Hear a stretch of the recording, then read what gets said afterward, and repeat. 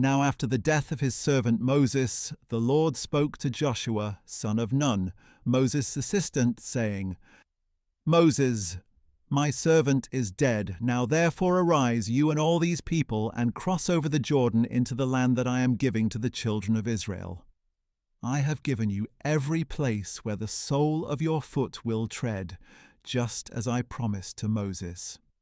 Your territory shall extend from the wilderness and Lebanon to the great river Euphrates, all the land of the Hittites, and west as far as the great sea. No one shall stand against you all the days of your life. As I was with Moses, so will I be with you. I will never leave you, nor forsake you. Be strong and courageous, for you shall give these people the inheritance of the land that I swore to their fathers I would give them. Above all, be strong and very courageous. Be careful to observe all the law that my servant Moses commanded you. Do not turn from it to the right or to the left, so that you may prosper wherever you go. This book of the law must not depart from your mouth. Meditate on it day and night, so that you may be careful to do everything written in it, for then you will prosper and succeed in all you do. Have I not commanded you to be strong and courageous? Do not be afraid, do not be discouraged, for the Lord your God is with you wherever you go. Then Joshua commanded the officers of the people, Go through the camp and tell the people, Prepare your provisions, for within 3 days you will cross the Jordan to go in and take possession of the land that the Lord your God is giving you to possess. But to the Reubenites, the Gadites, and the half-tribe of Manasseh, Joshua said, Remember what Moses, the servant of the Lord, commanded you when he said, The Lord your God will give you rest, and he will give you this land. Your wives, your young children, and your livestock may remain in the land that Moses gave you on this side of the Jordan. But all your mighty men of valor must be armed for battle to cross over ahead of your brothers and help them, until the Lord gives them rest, as he has done for you, and your brothers also possess the land that the Lord your God is giving them. Then you may return to the land of your inheritance, and take possession of that which Moses, the servant of the Lord, gave you on the east side of the Jordan. So they answered Joshua, Everything you have commanded us we will do, and everywhere you send us we will go. Just as we obeyed Moses in all things, so we will obey you, and may the Lord your God be with you, as he was with Moses. Anyone who rebels against your order and does not obey your words, all that you command him, will be put to death. Above all, be strong and courageous.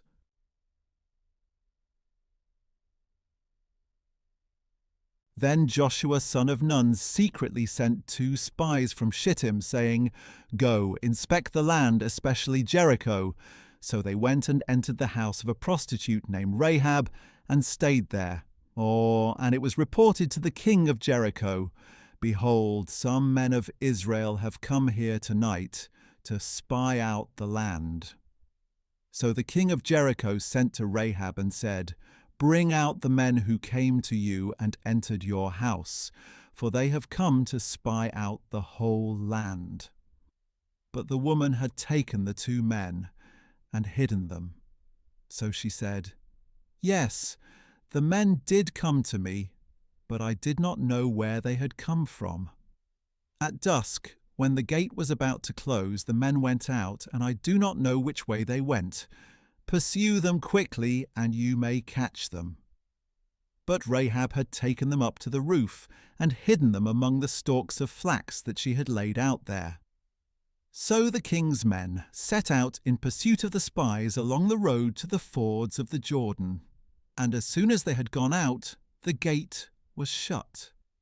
Before the spies lay down for the night, Rahab went up on the roof and said to them, I know that the Lord has given you this land, and that the fear of you has fallen on us, so that all who dwell in the land are melting in fear of you.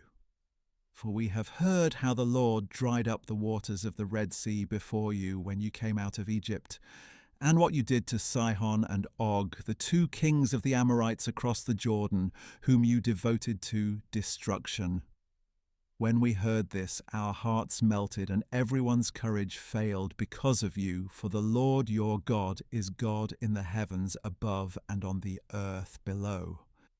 Now, therefore, please swear to me by the Lord that you will indeed show kindness to my family, because I showed kindness to you. Give me a sure sign that you will spare the lives of my father and mother, my brothers and sisters, and all who belong to them, and that you will deliver us from death. Our lives for your lives, the men agreed. If you do not report our mission, we will show you kindness and faithfulness when the Lord gives us the land. Then Rahab let them down by a rope through the window, since the house where she lived was built into the wall of the city. Go to the hill country, she said, so that your pursuers will not find you. Hide yourselves there for 3 days until they have returned, then go on your way. The men said to her, We will not be bound by this oath you made us swear, unless, when we enter the land, you have tied this scarlet cord in the window through which you let us down, and unless you have brought your father and mother and brothers and all your family into your house. If anyone goes out the door of your house into the street, his blood will be on his own head, and we will be innocent. But if a hand is laid on anyone with you in the house, his blood will be on our heads. And if you report our mission, we will be released from the oath you made us swear. Let it be as you say, she replied, and she sent them away. And when they had gone, she tied the scarlet cord in the window.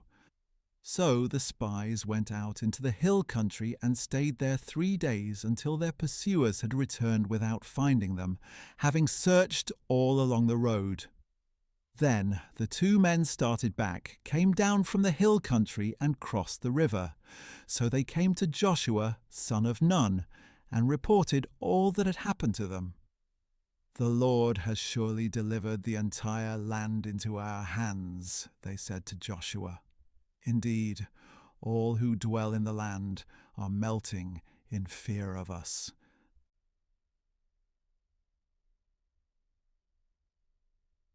Early the next morning, Joshua got up and left Shittim with all the Israelites. They went as far as the Jordan, where they camped before crossing over. After 3 days, the officers went through the camp and commanded the people, When you see the ark of the covenant of the Lord, your God, being carried by the Levitical priests, you are to set out from your positions and follow it. But keep a distance of about 2,000 cubits between yourselves and the ark. Do not go near it, so that you can see the way to go, since you have never traveled this way before. Then Joshua told the people, Consecrate yourselves, for tomorrow the Lord will do wonders among you. And he said to the priests, Take the ark of the covenant and go on ahead of the people. So they carried the ark of the covenant and went ahead of them. Now the Lord said to Joshua, Today I will begin to exalt you in the sight of all Israel, so they may know that I am with you, just as I was with Moses. Command the priests carrying the ark of the covenant, when you reach the edge of the waters, stand in the Jordan. So Joshua told the Israelites, Come here and listen to the words of the Lord your God.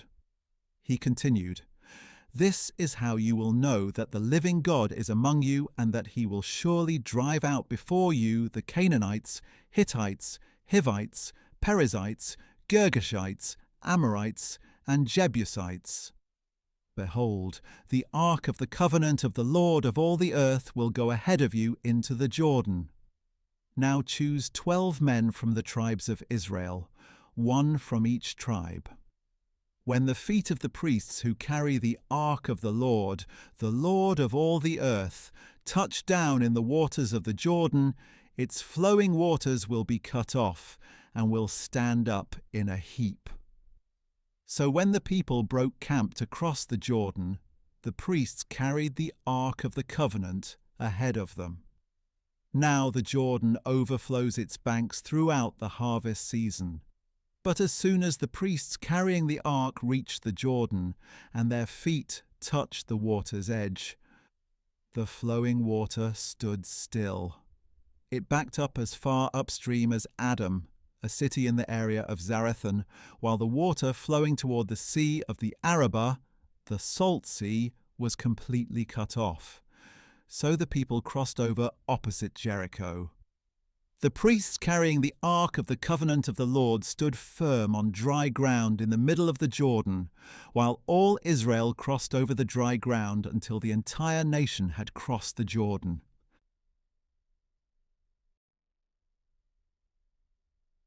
When the whole nation had finished crossing the Jordan, the Lord said to Joshua, "Choose 12 men from among the people, one from each tribe, and command them, 'Take up for yourselves 12 stones from the middle of the Jordan where the priests were standing, carry them with you, and set them down in the place where you spend the night.'" So Joshua summoned the 12 men he had appointed from the Israelites, one from each tribe, and said to them, "Cross over before the ark of the Lord your God into the middle of the Jordan. Each of you is to take a stone upon his shoulder, according to the number of the tribes of Israel, to serve as a sign among you. In the future, when your children ask, 'What do these stones mean to you?' you are to tell them, 'The waters of the Jordan were cut off before the ark of the covenant of the Lord. When it crossed the Jordan, the waters were cut off. Therefore these stones will be a memorial to the Israelites forever.'" Thus the Israelites did as Joshua had commanded them. They took up 12 stones from the middle of the Jordan, one for each tribe of Israel, just as the Lord had told Joshua, and they carried them to the camp where they set them down. Joshua also set up 12 stones in the middle of the Jordan, in the place where the priests who carried the Ark of the Covenant stood, and the stones are there to this day. Now the priests who carried the ark remained standing in the middle of the Jordan until the people had completed everything the Lord had commanded Joshua to tell them, just as Moses had directed Joshua. The people hurried across. And after everyone had finished crossing, the priests with the ark of the Lord crossed in the sight of the people. The Reubenites, the Gadites, and the half-tribe of Manasseh crossed over before the Israelites, armed for battle, as Moses had instructed them. About 40,000 troops armed for battle crossed over before the Lord into the plains of Jericho. On that day, the Lord exalted Joshua in the sight of all Israel, and they revered him all the days of his life, just as they had revered Moses. Then the Lord said to Joshua, "Command the priests who carry the ark of the testimony to come up from the Jordan." So Joshua commanded the priests, "Come up from the Jordan." When the priests carrying the ark of the covenant of the Lord came up out of the Jordan, and their feet touched the dry land, the waters of the Jordan returned to their course and overflowed all the banks as before. On the 10th day of the first month, the people went up from the Jordan and camped at Gilgal on the eastern border of Jericho. And there at Gilgal, Joshua set up the 12 stones they had taken from the Jordan. Then Joshua said to the Israelites, "In the future, when your children ask their fathers, 'What is the meaning of these stones. You are to tell them, Israel crossed the Jordan on dry ground. For the Lord your God dried up the waters of the Jordan before you until you had crossed over, just as he did to the Red Sea, which he dried up before us, until we had crossed over. He did this so that all the peoples of the earth may know that the hand of the Lord is mighty, and so that you may always fear the Lord your God.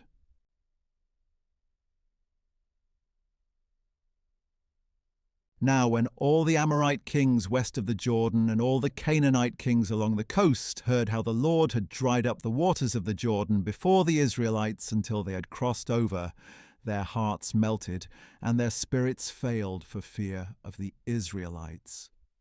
At that time the Lord said to Joshua, "Make flint knives and circumcise the sons of Israel once again."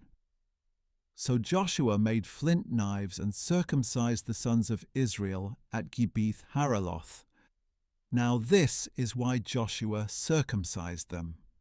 All those who came out of Egypt, all the men of war, had died on the journey in the wilderness after they had left Egypt. Though all who had come out were circumcised, none of those born in the wilderness on the journey from Egypt had been circumcised.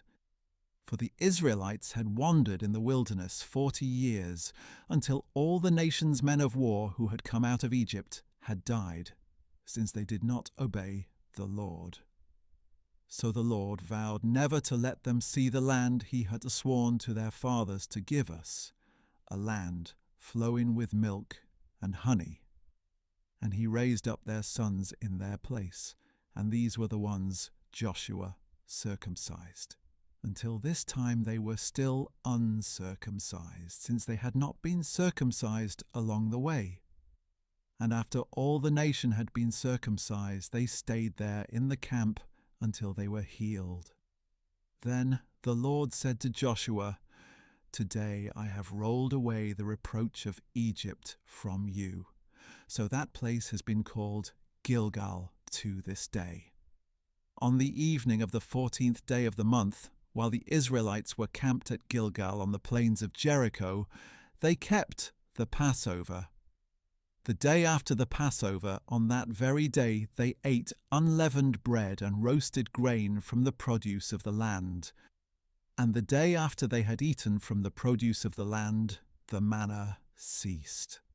There was no more manna for the Israelites, so that year they began to eat the crops of the land of Canaan. Now when Joshua was near Jericho, he looked up and saw a man standing in front of him with a drawn sword in his hand. Joshua approached him and asked, "Are you for us or for our enemies?" "Neither," he replied. "I have now come as commander of the Lord's army." Then Joshua fell face down in reverence and asked him, "What does my Lord have to say to his servant?" The commander of the Lord's army replied, "Take off your sandals, for the place where you are standing is holy." And Joshua did so.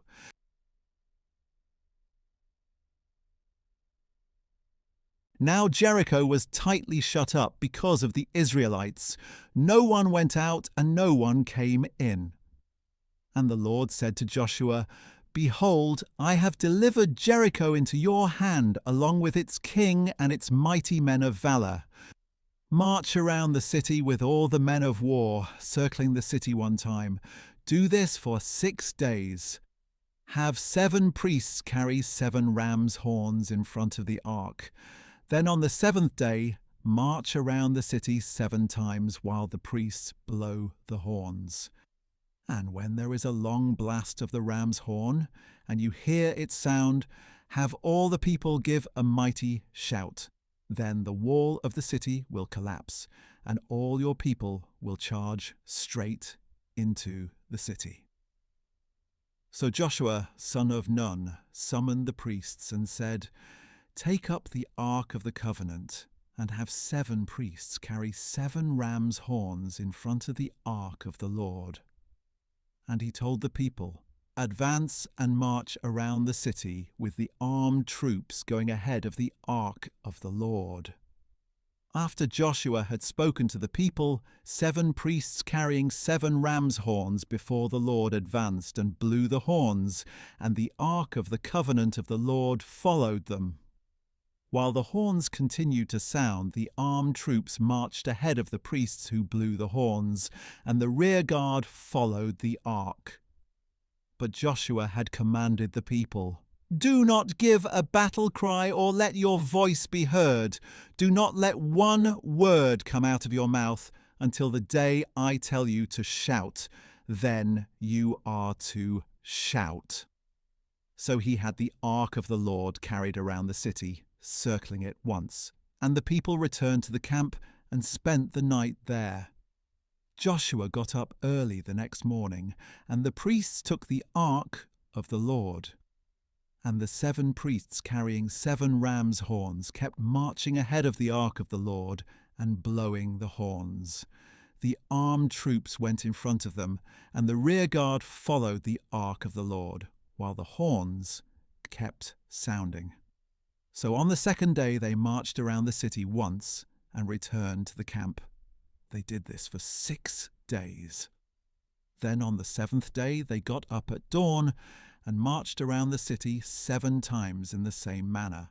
That was the only day they circled the city 7 times. After the 7th time around, the priests blew the horns, and Joshua commanded the people, "Shout, for the Lord has given you the city." Now the city and everything in it must be devoted to the Lord for destruction. Only Rahab the prostitute and all those with her in her house will live, because she hid the spies we sent. But keep away from the things devoted to destruction, lest you yourself be set apart for destruction. If you take any of these, you will set apart the camp of Israel for destruction and bring disaster upon it. For all the silver and gold and all the articles of bronze and iron are holy to the Lord. They must go into his treasury. So when the ram's horn sounded, the people shouted. When they heard the blast of the horn, the people gave a great shout, and the wall collapsed. Then all the people charged straight into the city and captured it. With the edge of the sword they devoted to destruction everything in the city, man and woman, young and old, oxen, sheep, and donkeys. Meanwhile Joshua told the 2 men who had spied out the land, "Go into the house of the prostitute and bring out the woman and all who are with her, just as you promised her." So the young spies went in and brought out Rahab, her father and mother and brothers, and all who belonged to her. They brought out her whole family and settled them outside the camp of Israel. Then the Israelites burned up the city and everything in it. However, they put the silver and gold and articles of bronze and iron into the treasury of the Lord's house. And Joshua spared Rahab the prostitute with her father's household and all who belonged to her, because she hid the men Joshua had sent to spy out Jericho. So she has lived among the Israelites to this day. At that time, Joshua invoked this solemn oath: "Cursed before the Lord is the man who rises up and rebuilds this city, Jericho. At the cost of his firstborn he will lay its foundations. At the cost of his youngest he will set up its gates." So the Lord was with Joshua, and his fame spread throughout the land.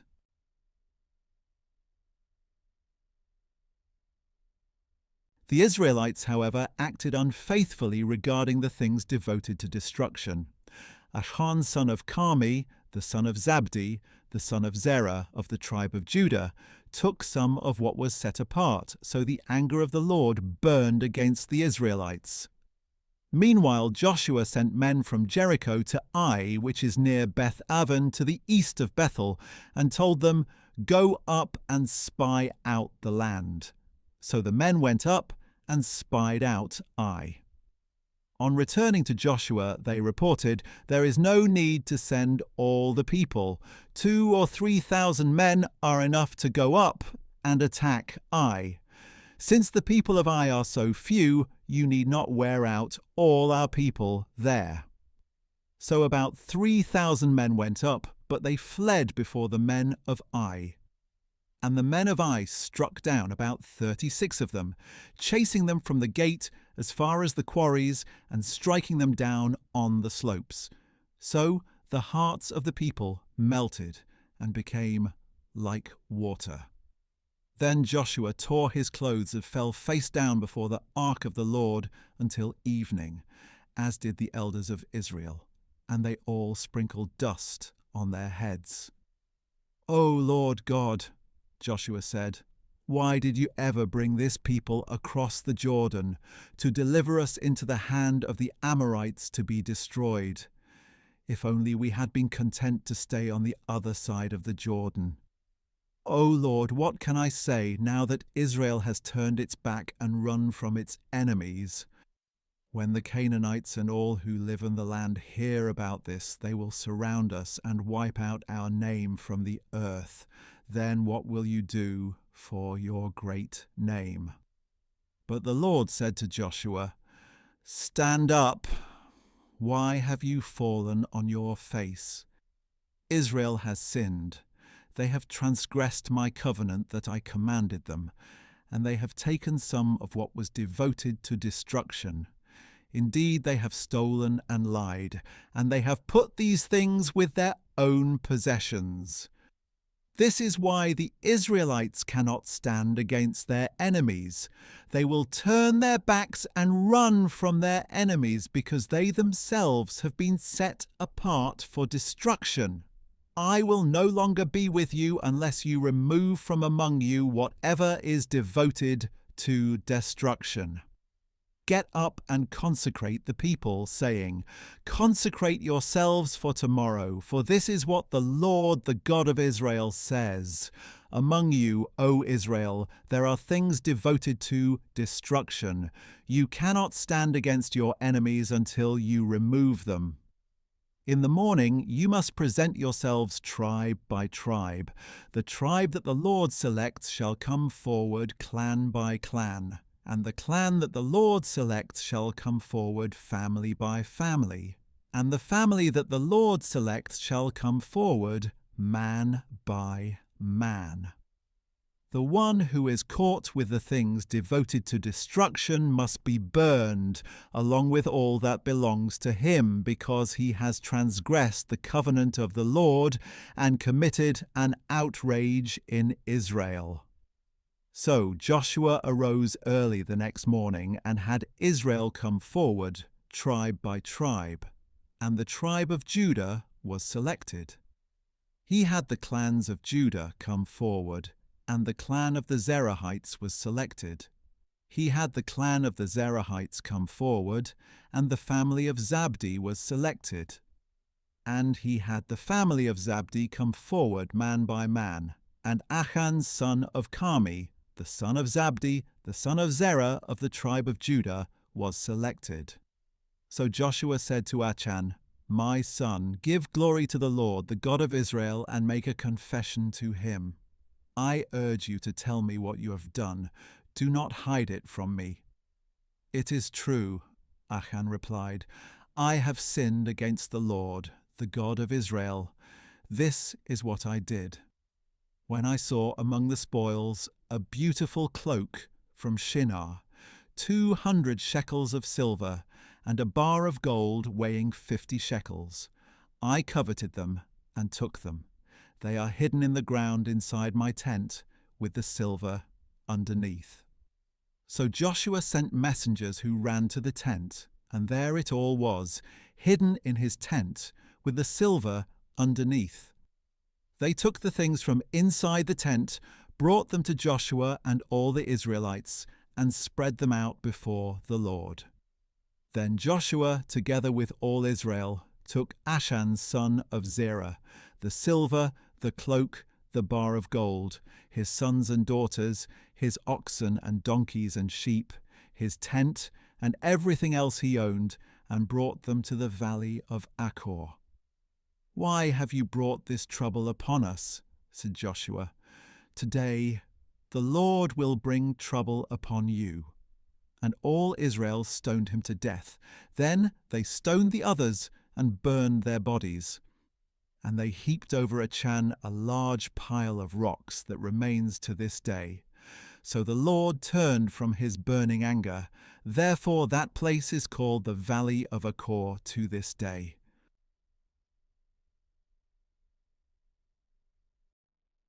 Then the Lord said to Joshua, "Do not be afraid or discouraged. Take the whole army with you and go up and attack Ai.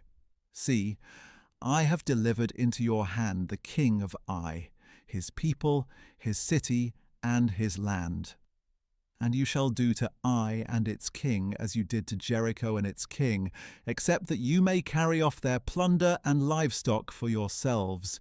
Set up an ambush behind the city." So Joshua and the whole army set out to attack Ai. Joshua chose 30,000 mighty men of valor and sent them out at night with these orders: "Pay attention!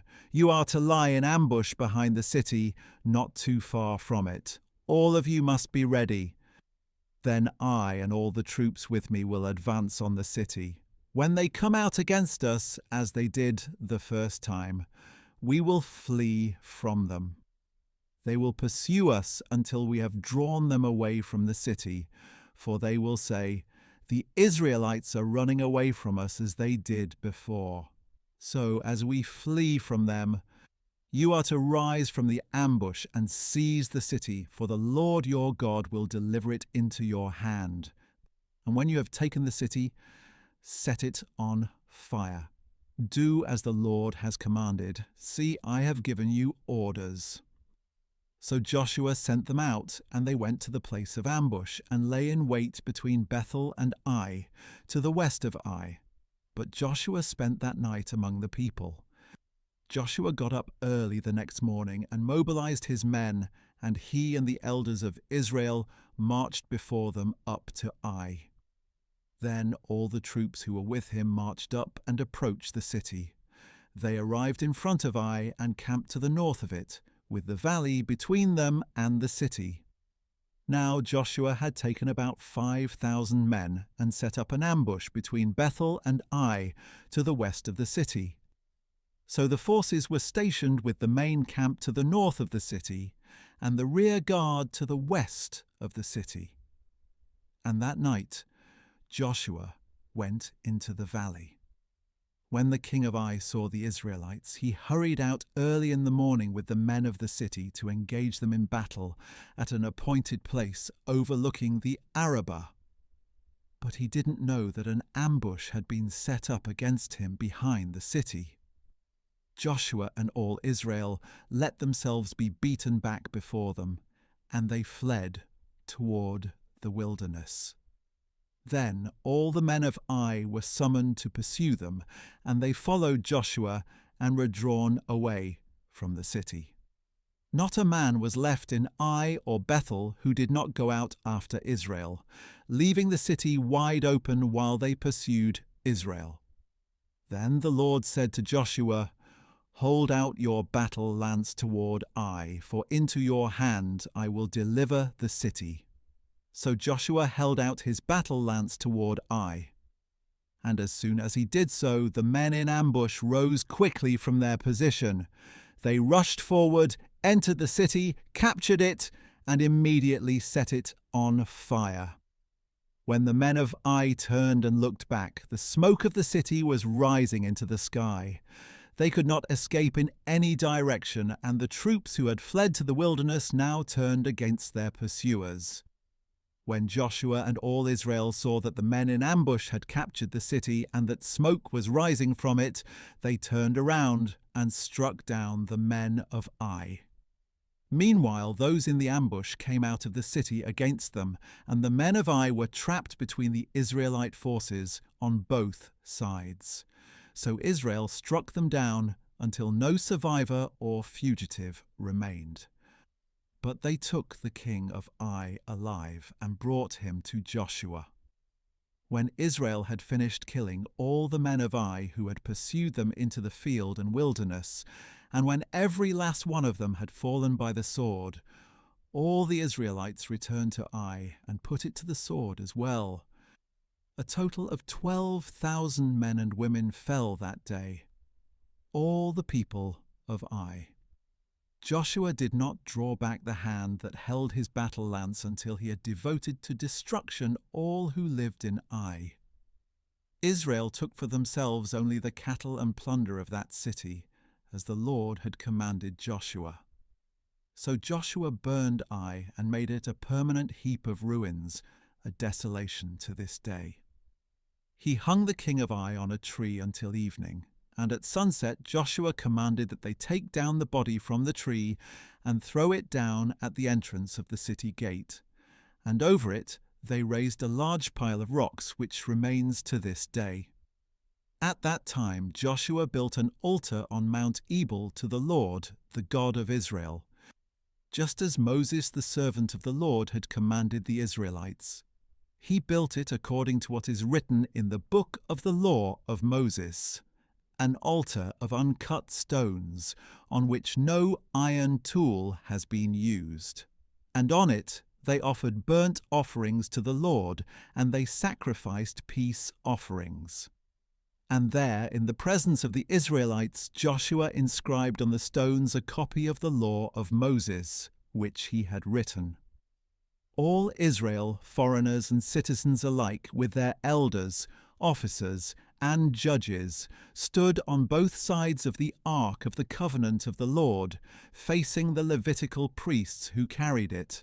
Half of the people stood in front of Mount Gerizim, and half of them in front of Mount Ebal, as Moses, the servant of the Lord, had commanded earlier, to bless the people of Israel.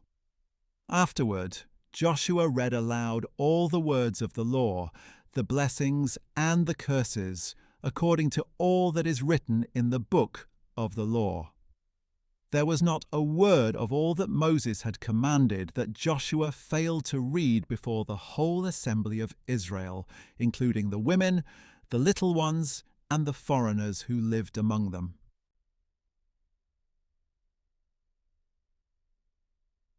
Now when news of this reached all the kings west of the Jordan, those in the hill country, the foothills, and all along the coast of the Great Sea toward Lebanon, the Hittites, Amorites, Canaanites, Perizzites, Hivites, and Jebusites, they came together to wage war against Joshua and Israel. But the people of Gibeon, having heard what Joshua had done to Jericho and Ai, acted deceptively and set out as envoys, carrying on their donkeys worn-out sacks and old wineskins, cracked and mended. They put worn, patched sandals on their feet and threadbare clothing on their bodies, and their whole supply of bread was dry and mouldy.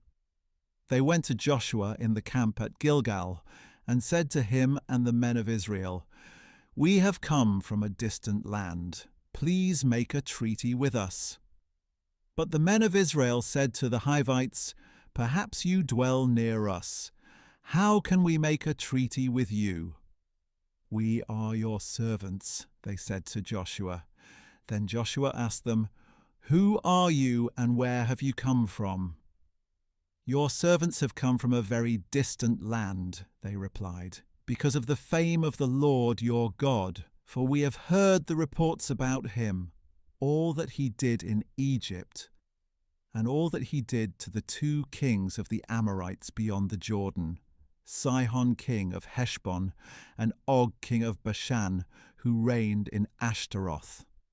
So the elders and inhabitants of our land told us, 'Take provisions for your journey. Go to meet them and say to them, "We are your servants. Please make a treaty with us."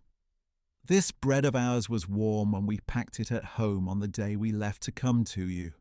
But look, it is now dry and mouldy.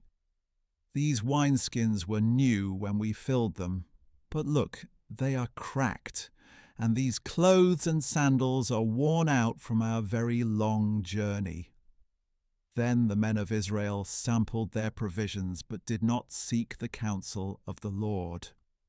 And Joshua made a treaty of peace with them to let them live, and the leaders of the congregation swore an oath to them. 3 days after they had made the treaty with the Gibeonites, the Israelites learned that they were neighbors living among them. So the Israelites set out, and on the 3rd day arrived at their cities, Gibeon, Chephirah, Beeroth, and Kiriath-jearim.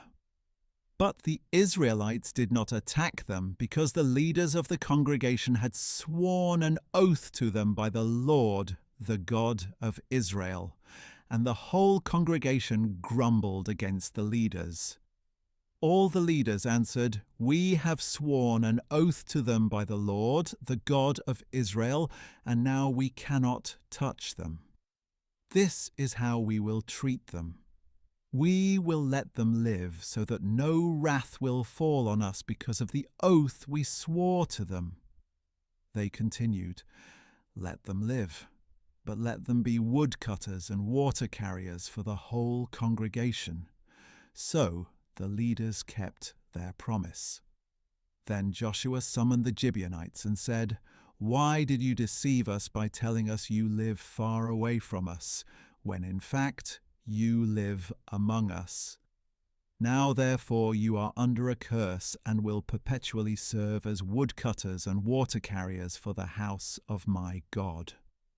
The Gibeonites answered, "Your servants were told clearly that the Lord your God had commanded his servant Moses to give you all the land and wipe out all its inhabitants before you. So we greatly feared for our lives because of you, and that is why we have done this. Now we are in your hands. Do to us whatever seems good and right to you." So Joshua did this and delivered them from the hands of the Israelites, and they did not kill the Gibeonites. On that day he made them woodcutters and water carriers, as they are to this day for the congregation of the Lord and for the altar at the place he would choose.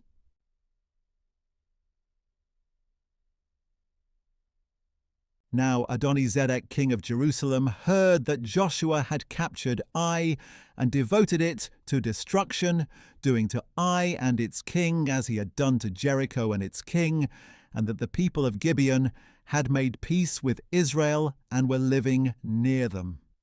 So Adoni-Zedek and his people were greatly alarmed, because Gibeon was a great city, like one of the royal cities. It was larger than Ai, and all its men were mighty. Therefore Adoni-Zedek, king of Jerusalem, sent word to Hoham, king of Hebron, Piram, king of Jarmuth, Japhia, king of Lachish, and Deber, king of Eglon, saying, "Come up and help me. We will attack Gibeon, because they have made peace with Joshua and the Israelites." So the 5 kings of the Amorites, the kings of Jerusalem, Hebron, Jarmuth, Lachish, and Eglon, joined forces and advanced with all their armies. They camped before Gibeon and made war against it. Then the men of Gibeon sent word to Joshua in the camp at Gilgal, "Do not abandon your servants. Come quickly and save us. Help us, because all the kings of the Amorites from the hill country have joined forces against us." So Joshua and his whole army, including all the mighty men of valor, came from Gilgal. The Lord said to Joshua, "Do not be afraid of them, for I have delivered them into your hand. Not one of them shall stand against you." After marching all night from Gilgal, Joshua caught them by surprise. And the Lord threw them into confusion before Israel, who defeated them in a great slaughter at Gibeon, pursued them along the ascent to Beth-horon, and struck them down as far as Azekah and Makkedah. As they fled before Israel along the descent from Beth-horon to Azekah, the Lord cast down on them large hailstones from the sky, and more of them were killed by the hailstones than by the swords of the Israelites. On the day that the Lord gave the Amorites over to the Israelites, Joshua spoke to the Lord in the presence of Israel. O sun, stand still over Gibeon. O moon, over the valley of Aijalon. So the sun stood still and the moon stopped until the nation took vengeance upon its enemies. Is this not written in the book of Jashar? So the sun stopped in the middle of the sky and delayed going down about a full day. There has been no day like it before or since, when the Lord listened to the voice of a man, because the Lord fought for Israel. Then Joshua returned with all Israel to the camp at Gilgal. Now the 5 kings had fled and hidden in the cave at Makkedah. And Joshua was informed, "The 5 kings have been found. They are hiding in the cave at Makkedah." So Joshua said, "Roll large stones against the mouth of the cave, and post men there to guard them. But you do not stop there. Pursue your enemies and attack them from behind.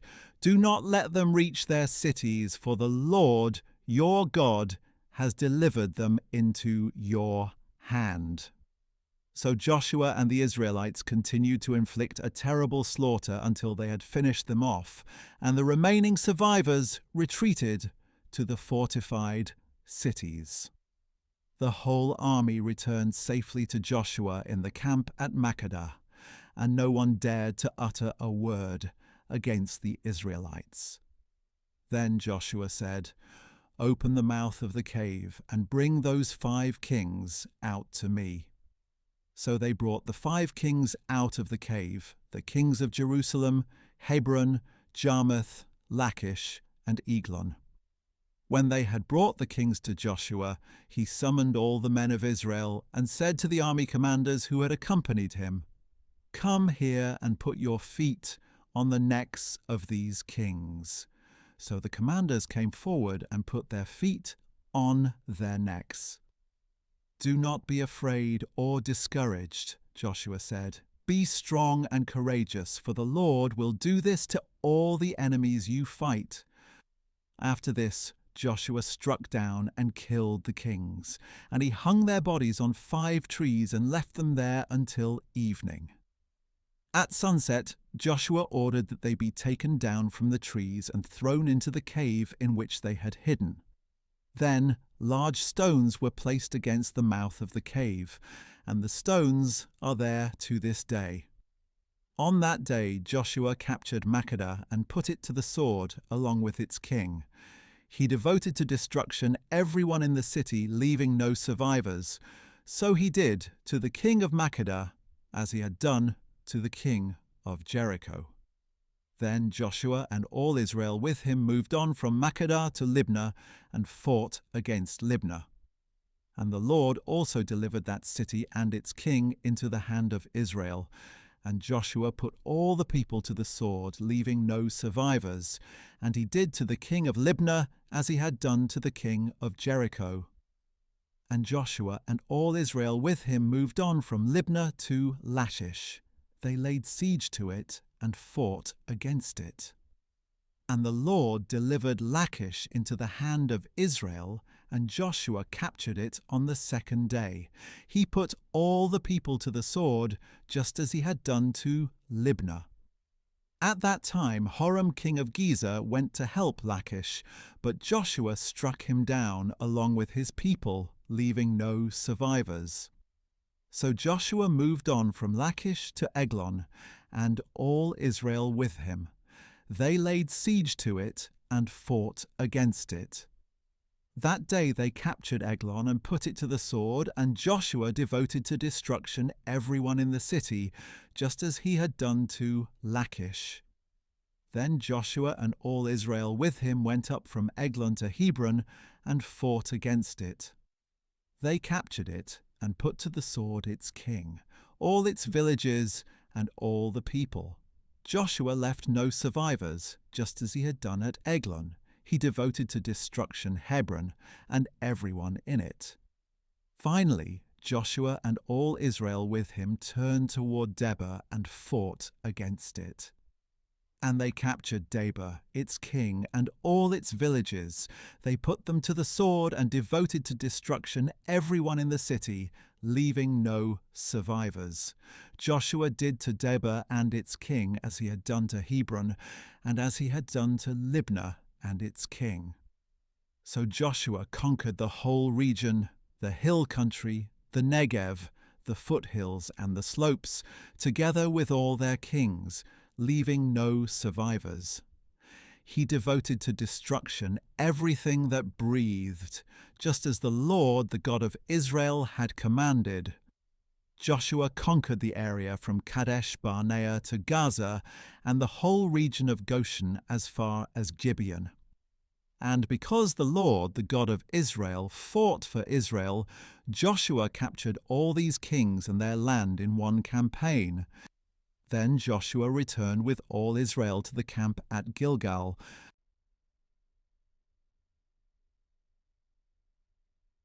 Now when Jabin king of Hazor heard about these things, he sent word to Jobab king of Madon, to the kings of Shimron and Akshaph, to the kings of the north in the mountains, in the Arabah south of Shinnereth, in the foothills, and in Naphoth Dor to the west, to the Canaanites in the east and west, to the Amorites, Hittites, Perizzites, and Jebusites in the hill country, and to the Hivites at the foot of Hermon in the land of Mizpah. So these kings came out with all their armies, a multitude as numerous as the sand on the seashore, along with a great number of horses and chariots. All these kings joined forces and encamped at the waters of Merom to fight against Israel. Then the Lord said to Joshua, "Do not be afraid of them, for by this time tomorrow I will deliver all of them slain before Israel. You are to hamstring their horses and burn up their chariots." So by the waters of Merom, Joshua and his whole army came upon them suddenly and attacked them. And the Lord delivered them into the hand of Israel, who struck them down and pursued them all the way to Greater Sidon and Misrephoth-Maim and eastward as far as the valley of Mizpeh. They struck them down, leaving no survivors. Joshua treated them as the Lord had told him. He hamstrung their horses and burned up their chariots. At that time Joshua turned back and captured Hazor and put its king to the sword, because Hazor was formerly the head of all these kingdoms. The Israelites put everyone in Hazor to the sword, devoting them to destruction. Nothing that breathed remained, and Joshua burned down Hazor itself. Joshua captured all these kings and their cities and put them to the sword. He devoted them to destruction, as Moses the Lord's servant had commanded. Yet Israel did not burn any of the cities built on their mounds, except Hazor, which Joshua burned. The Israelites took for themselves all the plunder and livestock of these cities, but they put all the people to the sword until they had completely destroyed them, not sparing anyone who breathed. As the Lord had commanded his servant Moses, so Moses commanded Joshua. That is what Joshua did, leaving nothing undone of all that the Lord had commanded Moses. So Joshua took this entire region, the hill country, all the Negev, all the land of Goshen, the western foothills, the Arabah, and the mountains of Israel and their foothills, from Mount Halak, which rises toward Seir, as far as Baal-Gad in the valley of Lebanon, at the foot of Mount Hermon. He captured all their kings and struck them down, putting them to death. Joshua waged war against all these kings for a long period of time. No city made peace with the Israelites except the Hivites living in Gibeon. All others were taken in battle. For it was of the Lord to harden their hearts to engage Israel in battle, so that they would be set apart for destruction and would receive no mercy, being annihilated as the Lord had commanded Moses. At that time, Joshua proceeded to eliminate the Anakim from the hill country of Hebron, Debir, and Anab, and from all the hill country of Judah and of Israel. Joshua devoted them to destruction, along with their cities. No Anakim were left in the land of the Israelites. Only in Gaza, Gath, and Ashdod did any survive. So Joshua took the entire land, in keeping with all that the Lord had spoken to Moses. And Joshua gave it as an inheritance to Israel according to the allotments to their tribes. Then the land had rest from war.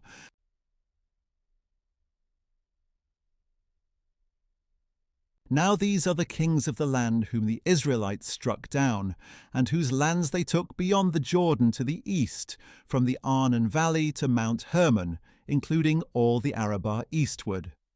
Sihon, king of the Amorites, who lived in Heshbon.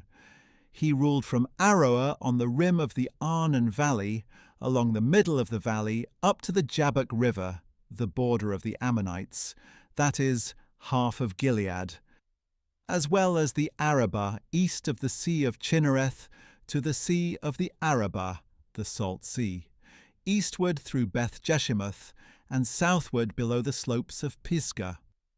And Og, king of Bashan, one of the remnant of the Rephaim, who lived in Ashtaroth and Edrei. He ruled over Mount Hermon, Salekah, all of Bashan up to the border of the Geshurites and Maccathites, and half of Gilead to the border of Sihon, king of Heshbon. Moses, the servant of the Lord, and the Israelites had struck them down, and given their land as an inheritance to the Reubenites, the Gadites, and the half-tribe of Manasseh.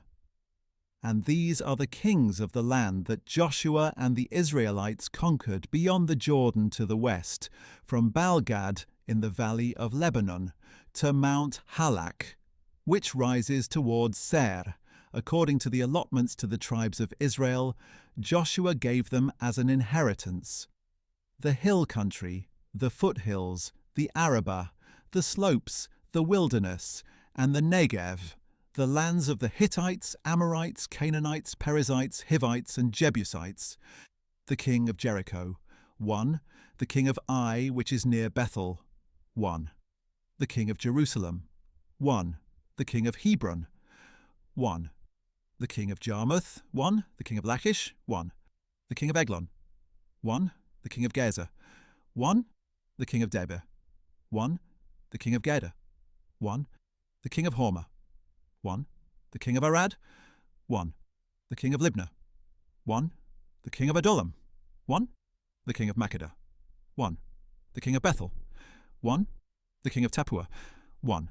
The king of Hepher, 1. The king of Aphek, 1. The king of Lasharon, 1. The king of Madon, 1. The king of Hazor, 1. The king of Shimron Meron, 1. The king of Akshaph, 1. The king of Tanach, 1. The king of Megiddo, 1. The king of Kedesh, 1. The king of Jokneam in Carmel, 1. The king of Dor in Naphath Dor, 1. The king of Goyim in Gilgal, 1. And the king of Tirzah, 1. So there were 31 kings in all.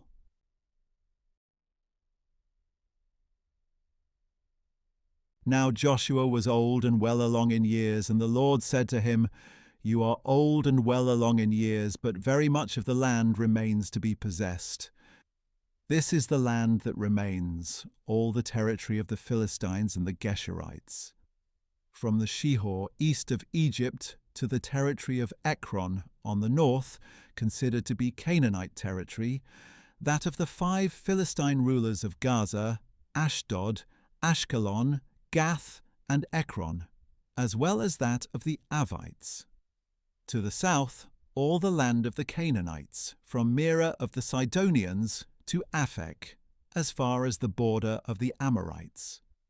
The land of the Gebalites, and all Lebanon to the east, from Baalgad below Mount Hermon to Lebo Hamath. All the inhabitants of the hill country from Lebanon to Misrephoth Maim, all the Sidonians, I myself will drive out before the Israelites. Be sure to divide it by lot as an inheritance to Israel, as I have commanded you.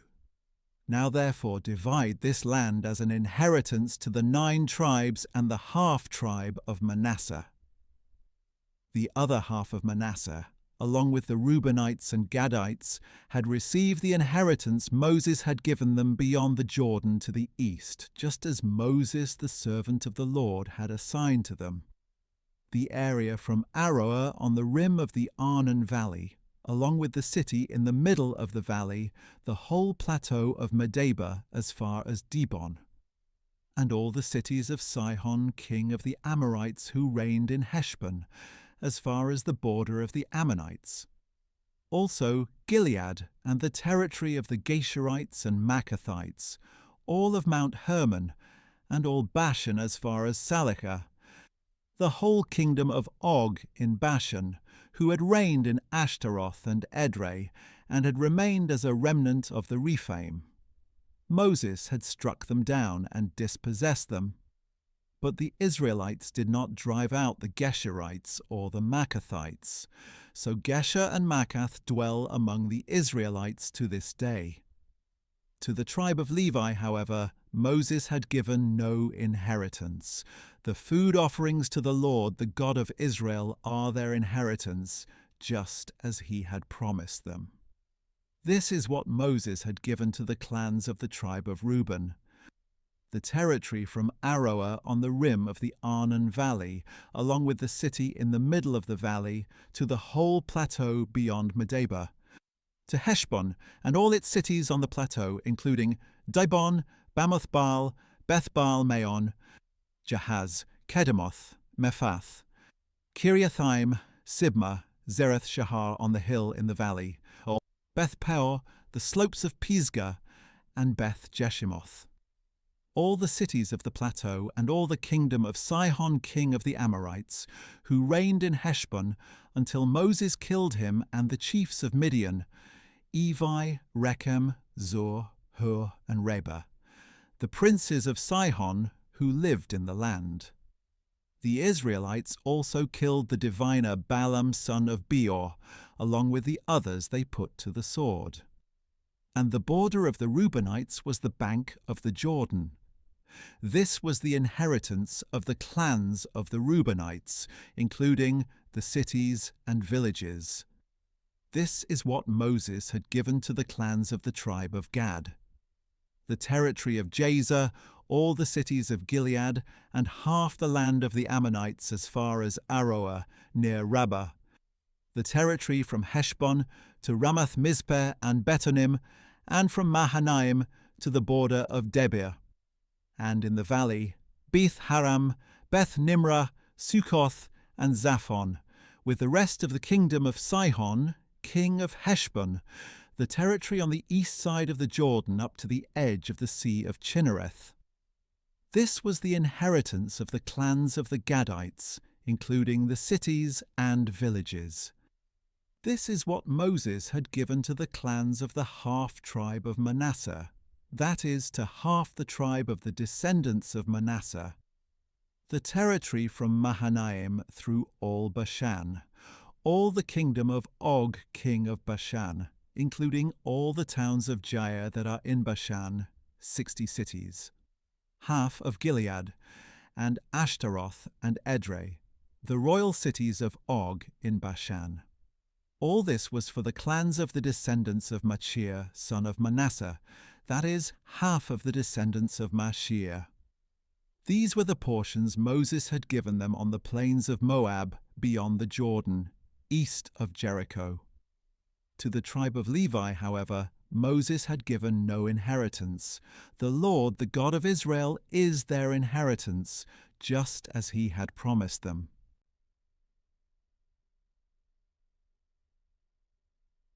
Now these are the portions that the Israelites inherited in the land of Canaan, as distributed by Eleazar the priest, Joshua son of Nun, and the heads of the families of the tribes of Israel. Their inheritance was assigned by lot for the 9½ tribes, as the Lord had commanded through Moses.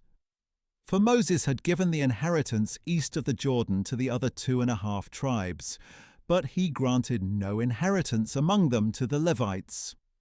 The descendants of Joseph became 2 tribes, Manasseh and Ephraim, and no portion of the land was given to the Levites, except for cities in which to live, along with pasture lands for their flocks and herds. So the Israelites did as the Lord had commanded Moses, and they divided the land. Then the sons of Judah approached Joshua at Gilgal, and Caleb son of Jephunneh the Kenizzite said to him, "You know what the Lord said to Moses the man of God at Kadesh Barnea about you and me.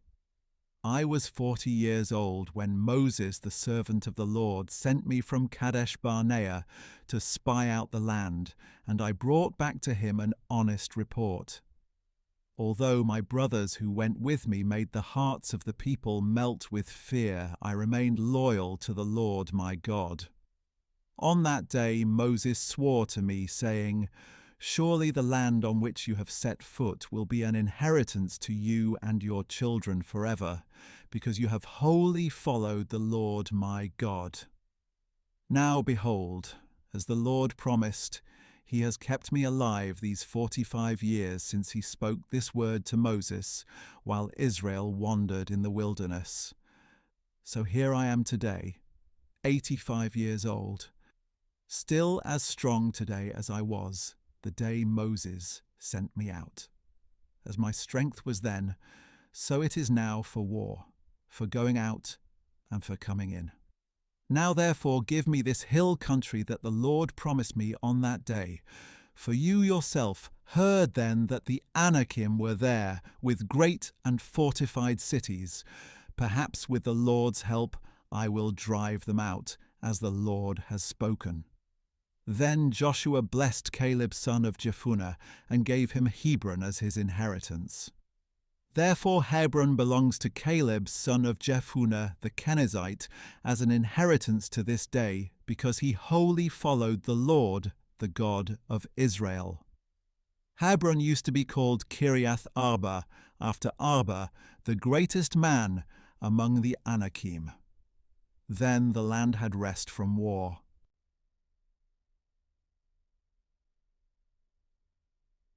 Now the allotment for the clans of the tribe of Judah extended to the border of Edom, to the wilderness of Zin, at the extreme southern boundary. Their southern border started at the bay on the southern tip of the Salt Sea, proceeded south of the ascent of Akrabim, continued on to Zin, went over to the south of Kadesh Barnea, ran past Hezron up to Adar, and curved toward Karka. It proceeded to Asmon, joined the brook of Egypt, and ended at the sea. This was their southern border. The eastern border was the Salt Sea as far as the mouth of the Jordan. The northern border started from the Bay of the Sea at the mouth of the Jordan, went up to Beth Hoglah, proceeded north of Beth Arabah, and went up to the stone of Bohan, son of Reuben. Then the border went up to Debir from the valley of Achor, turning north to Gilgal, which faces the ascent of Adumim, south of the ravine. It continued along the waters of En-Shemesh, and came out at En-Rogel. From there the border went up the valley of Ben-Hinnom, along the southern slope of the Jebusites, that is, Jerusalem, and ascended to the top of the hill that faces the valley of Hinnom on the west, at the northern end of the valley of Rephaim. From the hilltop the border curved to the spring of the waters of Nephtoah, proceeded to the cities of Mount Ephron, and then bent around toward Baalah, that is, Kiriath Jearim. The border curled westward from Baalah to Mount Seir, ran along the northern slope of Mount Jearim, that is, Chesalon, went down to Beth Shemesh, and crossed to Timnah. Then it went out to the northern slope of Ekron, curved toward Shikkeron, proceeded to Mount Baalah, went on to Jabneel, and ended at the sea. And the western border was the coastline of the Great Sea. These are the boundaries around the clans of the descendants of Judah. According to the Lord's command to him, Joshua gave Caleb son of Jephunneh a portion among the sons of Judah, Kiriath Arba, that is Hebron. Arba was the forefather of Anak. And Caleb drove out from there the 3 sons of Anak, the descendants of Sheshai, Ahiman, and Talmai, the children of Anak. From there he marched against the inhabitants of Debir, formerly known as Kiriath Sepher. And Caleb said, "To the man who strikes down Kiriath Sepher and captures it, I will give my daughter Achsah in marriage." So Othniel, son of Caleb's brother Kenaz, captured the city, and Caleb gave his daughter Achsah to him in marriage. One day Achsah came to Othniel and urged him to ask her father for a field. When she got off her donkey, Caleb asked her, "What do you desire?" "Give me a blessing," she answered. "Since you have given me land in the Negev, give me springs of water as well." So Caleb gave her both the upper and lower springs. This is the inheritance of the clans of the tribe of Judah.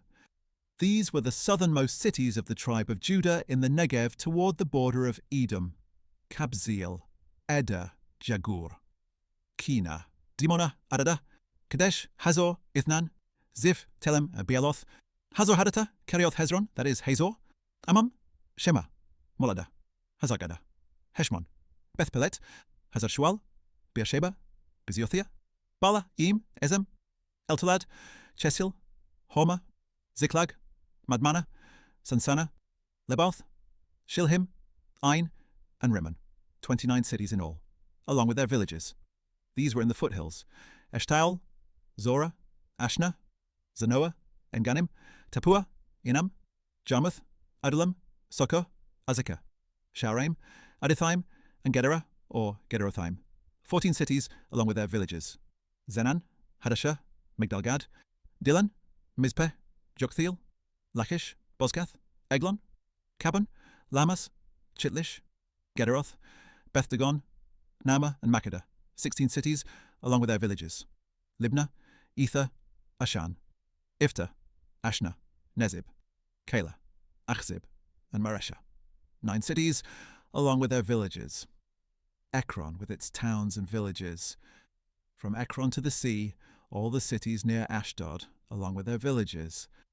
Ashdod with its towns and villages. Gaza with its towns and villages, as far as the brook of Egypt and the coastline of the Great Sea.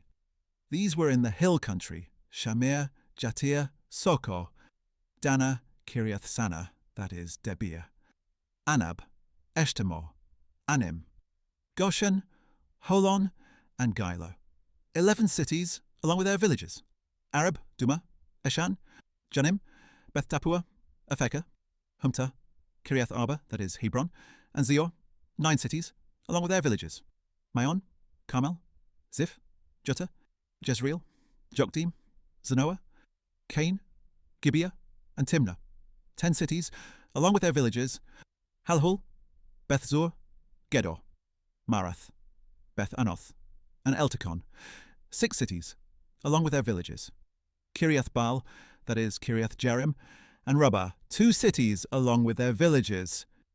These were in the wilderness: Beth Arabah, Middin, Sekakah, Nibshan, the city of salt, and En-gedi, 6 cities along with their villages. But the descendants of Judah could not drive out the Jebusites living in Jerusalem. So to this day the Jebusites live there among the descendants of Judah.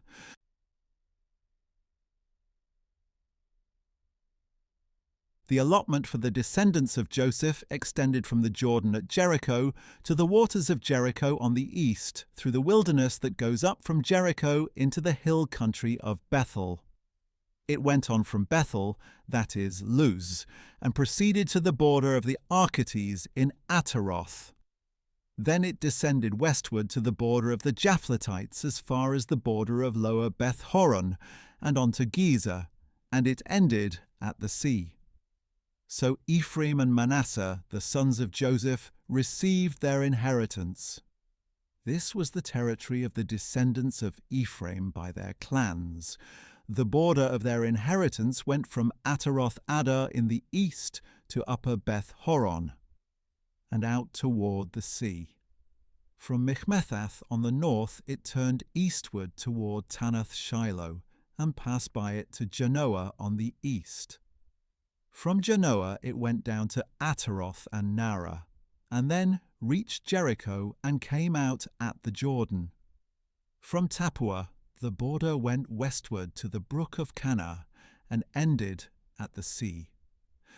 This was the inheritance of the clans of the tribe of Ephraim, along with all the cities and villages set apart for the descendants of Ephraim within the inheritance of Manasseh. But they did not drive out the Canaanites who lived in Gaza, so the Canaanites dwell among the Ephraimites to this day, but they are forced labourers.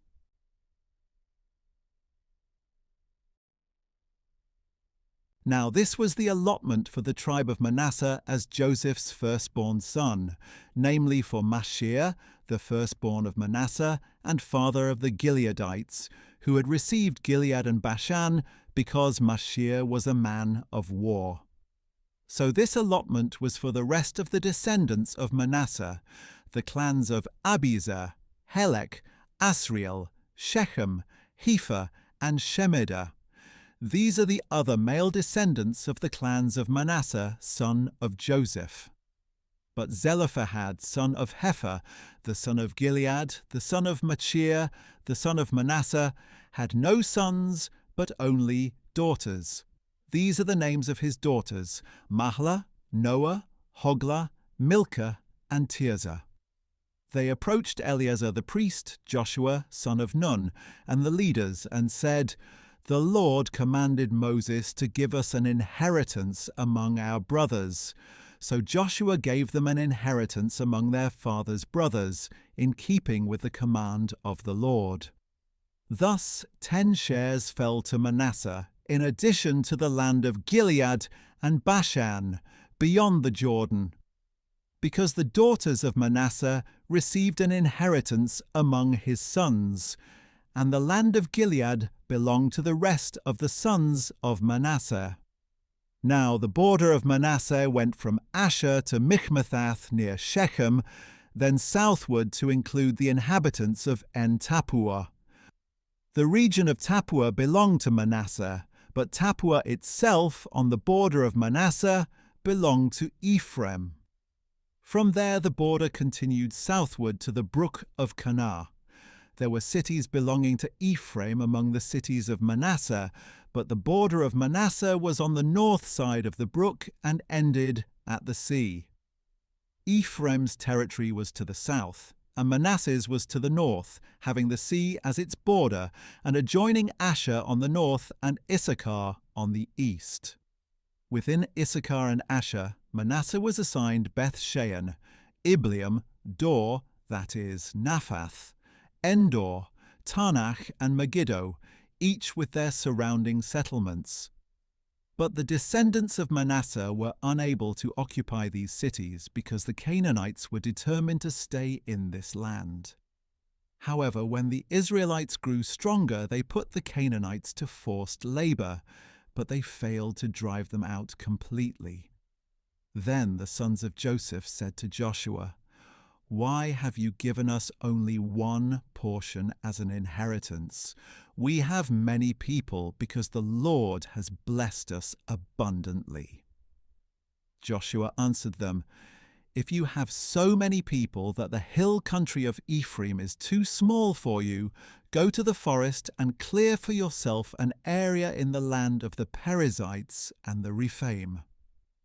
"The hill country is not enough for us," they replied, "and all the Canaanites who live in the valley have iron chariots, both in Beth-shean with its towns and in the valley of Jezreel."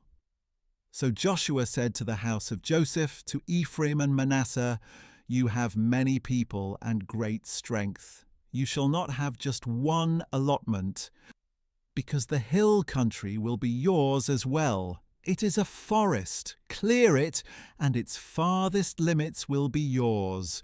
Although the Canaanites have iron chariots, and although they are strong, you can drive them out."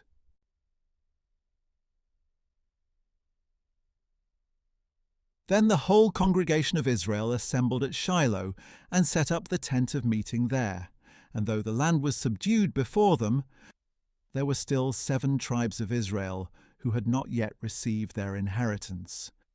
So Joshua said to the Israelites, "How long will you put off entering and possessing the land that the Lord, the God of your fathers, has given you? Appoint 3 men from each tribe, and I will send them out to survey the land and map it out, according to the inheritance of each. Then they will return to me, and divide the land into 7 portions. Judah shall remain in their territory in the south, and the house of Joseph shall remain in their territory in the north. When you have mapped out the 7 portions of land and brought it to me, I will cast lots for you here in the presence of the Lord our God. The Levites, however, have no portion among you, because their inheritance is the priesthood of the Lord. And Gad, Reuben, and half the tribe of Manasseh have already received the inheritance that Moses, the servant of the Lord, gave them beyond the Jordan to the east." As the men got up to go out, Joshua commanded them to map out the land, saying, "Go and survey the land, map it out, and return to me. Then I will cast lots for you here in Shiloh in the presence of the Lord." So the men departed and went throughout the land, mapping it city by city into 7 portions. Then they returned with the document to Joshua at the camp in Shiloh. And Joshua cast lots for them in the presence of the Lord at Shiloh, where he distributed the land to the Israelites according to their divisions. The first lot came up for the clans of the tribe of Benjamin. Their allotted territory lay between the tribes of Judah and Joseph. On the north side, their border began at the Jordan, went up past the northern slope of Jericho, headed west through the hill country, and came out at the wilderness of Beth Aven. From there, the border crossed over to the southern slope of Luz, that is Bethel, and went down to Ataroth Adar on the hill south of Lower Beth Horon. On the west side, the border curved southward from the hill facing Beth Horon on the south and came out at Kiriath Baal, that is Kiriath Jearim, a city of the sons of Judah. This was the western side. On the south side, the border began at the outskirts of Kiriath Jearim and extended westward to the spring at the waters of Nephtoah. Then it went down to the foot of the hill that faces the valley of Ben Hinnom at the northern end of the valley of Rephaim, and ran down the valley of Hinnom toward the southern slope of the Jebusites and downward to En Rogel. From there it curved northward and proceeded to En Shemesh and on to Geliloth, facing the ascent of Adumim, and continued down to the stone of Bohan, son of Reuben. Then it went on to the northern slope of Beth Arabah and went down into the valley. The border continued to the northern slope of Beth Hoglah and came out at the northern bay of the Salt Sea, at the mouth of the Jordan. This was the southern border. On the east side the border was the Jordan. These were the borders around the inheritance of the clans of the tribe of Benjamin. These were the cities of the clans of the tribe of Benjamin: Jericho, Beth Hoglah, Emek Keziz, Beth Arabah, Zemaraim, Bethel, Avim, Para, Ophrah, Chephar Ammoni, Ophni, and Geba, 12 cities, along with their villages: Gibeon, Ramah, Beeroth, Mizpeh, Chephirah, Moza, Rechem, Irpeel, Taralah, Zelah, Haleph, Jebus, that is Jerusalem, Gibeah, and Kiriath Jearim, 14 cities, along with their villages. This was the inheritance of the clans of the tribe of Benjamin.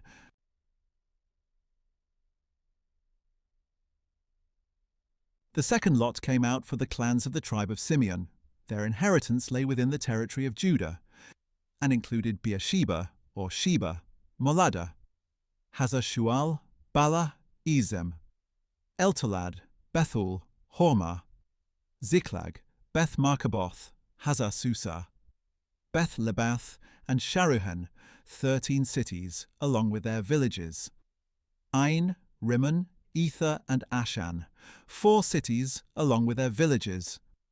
And all the villages surrounding these cities as far as Baalath-beer, Ramah of the Negev. This was the inheritance of the clans of the tribe of Simeon. The inheritance of the Simeonites was taken from the territory of Judah, because the share for Judah's descendants was too large for them. So the Simeonites received an inheritance within Judah's portion. The third lot came up for the clans of the tribe of Zebulun. The border of their inheritance stretched as far as Sarid. It went up westward to Maralah, reached Dabbesheth, and met the brook east of Yokneam. From Sarid it turned eastward along the border of Chisloth-Tabor, and went on to Dabberath, and up to Japhia. From there it crossed eastward to Gath-Hepher and to Eth-Kazin. It extended to Rimmon, and curved around toward Neah. Then the border circled around the north side of Neah to Hanathon, and ended at the valley of Iphtar-El. It also included Katath, Nahalal, Shimron, Idalah, and Bethlehem. There were 12 cities, along with their villages. This was the inheritance of the clans of the tribe of Zebulun, including these cities and their villages. The fourth lot came out for the clans of the tribe of Issachar. Their territory included Jezreel, Chesulloth, Shunem, Happaraim, Shion, Anaharath, Rabbith, Kishion, Ebez, Remeth, En-Ganim, Enhaddah, and Beth-Pazez. The border reached Tabor, Shahazuma, and Beth-Shemesh and ended at the Jordan. There were 16 cities, along with their villages. This was the inheritance of the clans of the tribe of Issachar, including these cities and their villages. The fifth lot came out for the clans of the tribe of Asher. Their territory included Helkath, Hali, Beton, Akshaph, Alamelech, Amad, and Mishal. On the west, the border touched Carmel and Shihor-Libnath, then turned eastward toward Beth-Dagon, touched Zebulun and the valley of Iphtar-El, and went north to Beth-Emek and Nael, passing Kabul on the left. It went on to Ebron, Rehob, Hammon, and Cana, as far as Greater Sidon. The border then turned back toward Ramah as far as the fortified city of Tyre, turned toward Hosah, and came out at the sea in the region of Achzib, Umah, Aphek, and Rehob. There were 22 cities, along with their villages. This was the inheritance of the clans of the tribe of Asher, including these cities and their villages. The sixth lot came out for the clans of the tribe of Naphtali. Their border started at Heleph and the great tree of Zaananim, passing Adami Nekeb and Jabneel as far as Lakum, and ending at the Jordan. Then the border turned westward to Aznoth-Tabor, and ran from there to Hukok, touching Zebulun on the south side, Asher on the west, and Judah at the Jordan on the east. The fortified cities were Ziddim, Zer, Hamath, Rakath, Chinnereth, Adamah, Ramah, Hazor, Kadesh, Edrei, En-Hazor, Iron, Migdalel, Horem, Bethanath, and Beth-Shemesh. There were 19 cities along with their villages. This was the inheritance of the clans of the tribe of Naphtali, including these cities and their villages. The seventh lot came out for the clans of the tribe of Dan.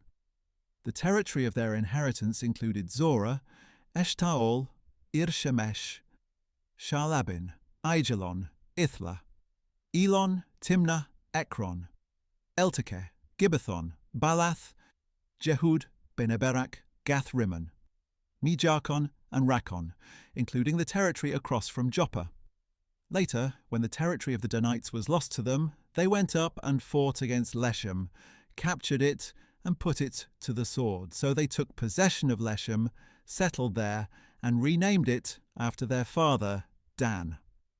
This was the inheritance of the clans of the tribe of Dan, including these cities and their villages. When they had finished distributing the land into its territories, the Israelites gave Joshua, son of Nun, an inheritance among them. As the Lord had commanded, they gave him the city of Timnath-Serah in the hill country of Ephraim, as he requested. He rebuilt the city and settled in it. These are the inheritances that Eleazar the priest, Joshua son of Nun, and the heads of the families distributed by lot to the tribes of Israel at Shiloh, before the Lord, at the entrance to the tent of meeting. So they finished dividing up the land.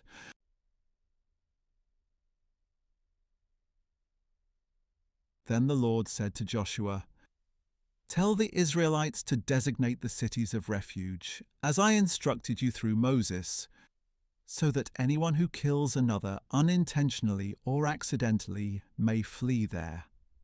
These will be your refuge from the avenger of blood. When someone flees to one of these cities, stands at the entrance of the city gate, and states his case before its elders, they are to bring him into the city and give him a place to live among them. Now, if the avenger of blood pursues him, they must not surrender the manslayer into his hand, because that man killed his neighbor accidentally without prior malice. He is to stay in that city until he stands trial before the assembly and until the death of the high priest serving at that time. Then the manslayer may return to his own home in the city from which he fled." So they set apart Kedesh in Galilee in the hill country of Naphtali, Shechem in the hill country of Ephraim, and Kiriath Arba, that is, Hebron, in the hill country of Judah. And beyond the Jordan, east of Jericho, they designated Bezer on the wilderness plateau from the tribe of Reuben, Ramoth in Gilead from the tribe of Gad, and Golan in Bashan from the tribe of Manasseh. These are the cities appointed for all the Israelites and foreigners among them, so that anyone who kills a person unintentionally may flee there and not die by the hand of the avenger of blood prior to standing trial before the assembly.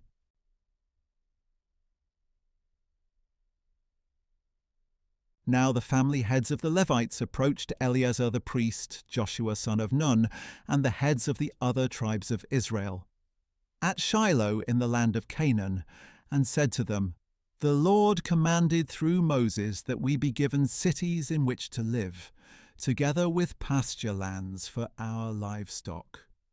So by the command of the Lord, the Israelites gave the Levites these cities and their pasture lands out of their own inheritance. The first lot came out for the Kohathite clans. The Levites, who were descendants of Aaron the priest, received 13 cities by lot from the tribes of Judah, Simeon, and Benjamin. The remaining descendants of Kohath received 10 cities by lot from the tribes of Ephraim, Dan, and the half-tribe of Manasseh. The descendants of Gershon received 13 cities by lot from the tribes of Issachar, Asher, Naphtali, and the half-tribe of Manasseh in Bashan. And the descendants of Merari received 12 cities from the tribes of Reuben, Gad, and Zebulun. So the Israelites allotted to the Levites these cities together with their pasture lands, as the Lord had commanded through Moses. From the tribes of Judah and Simeon, they designated these cities by name. To the descendants of Aaron from the Kohathite clans of the Levites, because the first lot fell to them, they gave them Kiriath Arba, that is, Hebron, with its surrounding pasture lands, in the hill country of Judah. Arba was the father of Anak. But they had given the fields and villages around the city to Caleb son of Jephunneh as his possession. So to the descendants of Aaron, the priest, they gave these cities together with their pasture lands: Hebron, a city of refuge for the manslayer; Libnah, Jattir, Eshtemoa, Holon, Debir, Ain, Juttah, and Beth Shemesh, 9 cities from these 2 tribes together with their pasture lands.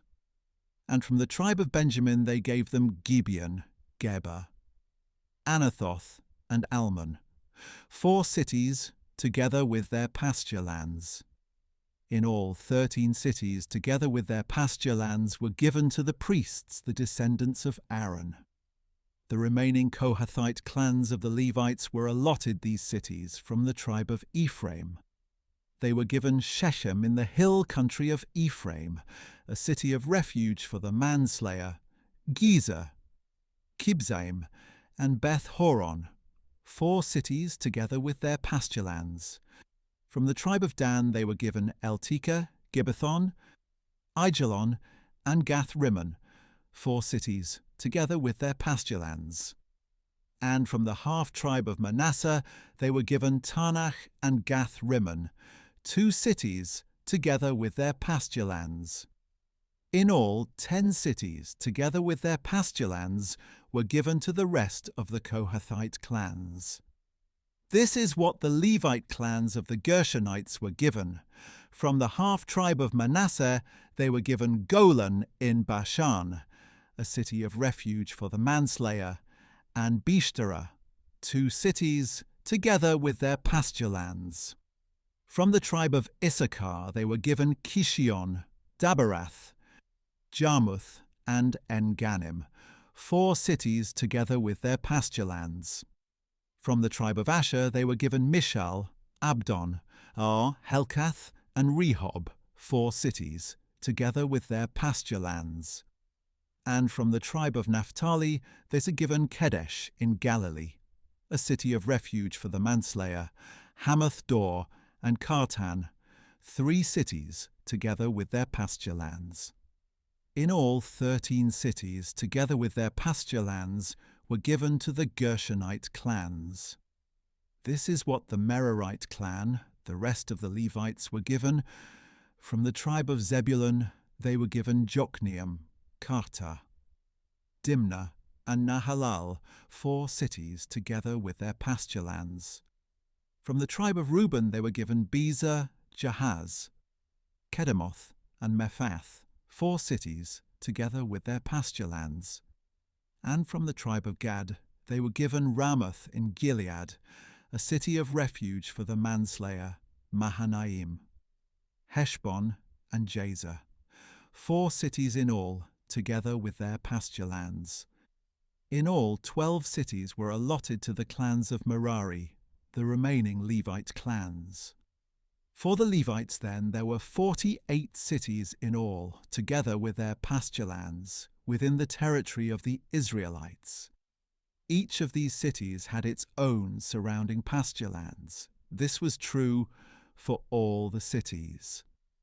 Thus the Lord gave Israel all the land he had sworn to give their fathers, and they took possession of it and settled in it.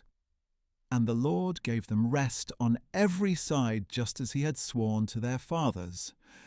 None of their enemies could stand against them, for the Lord delivered all their enemies into their hand. Not one of all the Lord's good promises to the house of Israel had failed. Everything was fulfilled.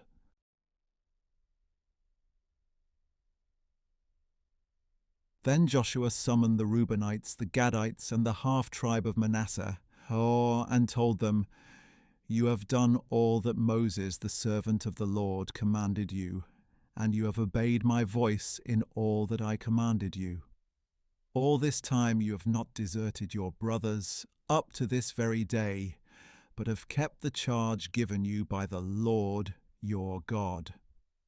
And now that the Lord your God has given your brothers rest as he promised them, you may return to your homes in the land that Moses, the servant of the Lord, gave you across the Jordan. But be very careful to observe the commandment and the law that Moses, the servant of the Lord, gave you, to love the Lord your God, to walk in all his ways, to keep his commandments, to hold fast to him, and to serve him with all your heart and with all your soul." So Joshua blessed them and sent them on their way, and they went to their homes. To the half-tribe of Manasseh, Moses had given land in Bashan, and to the other half Joshua gave land on the west side of the Jordan among their brothers. When Joshua sent them to their homes, he blessed them, saying, "Return to your homes with your great wealth, with immense herds of livestock, with silver, gold, bronze, iron, and very many clothes. Divide with your brothers the spoil of your enemies." So the Reubenites, the Gadites, and the half-tribe of Manasseh left the Israelites at Shiloh in the land of Canaan to return to their own land of Gilead, which they had acquired according to the command of the Lord through Moses.